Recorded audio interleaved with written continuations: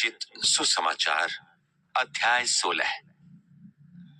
और फरीसियों और सदूकियों ने पास आकर उसे परखने के लिए उससे कहा, हमें आकाश का कोई चिन्ह दिखा। उसने उनको उत्तर दिया, सांझ को तुम कहते हो कि खुला रहेगा क्योंकि आकाश लाल है, और भोर को कहते हो कि आज आंधी आएगी क्योंकि आकाश लाल और धुंधला है। तुम आकाश का लक्षण देखकर भेद बता सकते हो, पर समयों के चिन्हों का भेद नहीं बता सकते। इस युग के बुरे और व्यभिचारी लोग चिन्ह ढूंढते हैं, पर यूनुस के चिन्ह को छोड़ कोई और चिन्ह उन्हें न दिया जाएगा। और वो उन्हें छोड़कर चला गया। चेले पार जाते समय रोटी लेना भूल गए थे। यीशु ने उनसे कहा, देखो, फरीसियों और सदूकियों के खमीर से चौकस रहना। वे आपस में विचार करने लगे, हम तो रोटी नहीं लाए।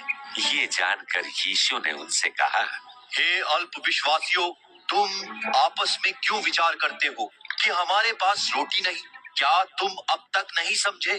क्या उन 5,000 की 5 रोटी स्मरण नहीं करते, और ना ये कि कितनी टोकरियां उठाई थी, और ना उन 4,000 की 7 रोटी, और ना ये कि कितने टोकरे उठाए गए थे? तुम क्यों नहीं समझते कि मैंने तुमसे रोटियों के विषय में नहीं कहा? फरीसियों और सदूकियों के खमीर से चौकस रहना। तब उनकी समझ में आया कि उसने रोटी के खमीर से नहीं, पर फरीसियों और सदूकियों की शिक्षा से चौकस रहने को कहा था। यीशु कैसरिया फिलिप्पी के देश में आकर अपने चेलों से पूछने लगा, लोग मनुष्य के पुत्र को क्या कहते हैं? उन्होंने कहा, कितने तो यूहन्ना बपतिस्मा देने वाले कहते हैं, और कितने एलिया, और कितने यिर्मयाह या भविष्यद्वक्ताओं में से कोई एक कहते हैं। उसने उनसे पूछा, परंतु तुम मुझे क्या कहते हो? शमौन पतरस ने उत्तर दिया, तू जीवते परमेश्वर का पुत्र मसीह है।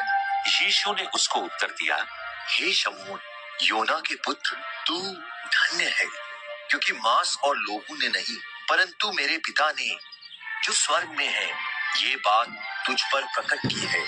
और मैं भी तुझसे कहता हूँ, तू पतरस है, और मैं इस पत्थर पर अपनी कलीसिया बनाऊंगा, और अधोलोक के फाटक उस पर प्रबल न होंगे।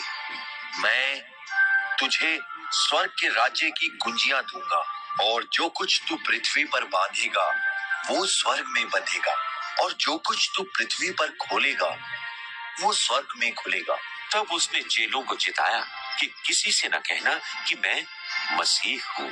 उस समय से यीशु अपने चेलों को बताने लगा कि अवश्य है कि मैं यरूशलेम को जाऊं, और पुरनियों और महायाजकों और शास्त्रियों के हाथ से बहुत दुख उठाऊं, और मार डाला जाऊं, और तीसरे दिन जी उठूं।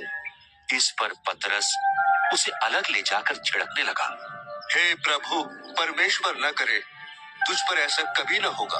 उसने फिरकर पतरस से कहा, हे शैतान, मेरे सामने से दूर हो, तू मेरे लिए ठोकर का कारण है, क्योंकि तू परमेश्वर की बातें नहीं पर मनुष्यों की बातों पर मन लगाता है। तब यीशु ने अपने चेलों से कहा, यदि कोई मेरे पीछे आना चाहे तो अपने आप का इनकार करे और अपना क्रूस उठाए और मेरे पीछे हो ले, क्योंकि जो कोई अपना प्राण बचाना चाहे वो उसे खोएगा, और जो कोई मेरे लिए अपना प्राण खोएगा वो उसे बचाएगा।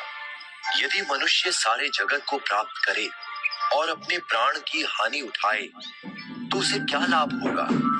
या मनुष्य अपने प्राण के बदले में क्या देगा? मनुष्य का पुत्र अपने स्वर्ग दूतों के साथ अपने पिता की महिमा में आएगा, और उस समय वो हर एक को उसके कामों के अनुसार प्रतिफल देगा। मैं तुमसे सच कहता हूँ कि जो यहाँ खड़े हैं उनमें से कितने ऐसे हैं कि जब तक मनुष्य के पुत्र को उसके राज्य में आते हुए न देख लें, तब तक मृत्यु का स्वाद कभी ना चखेंगे।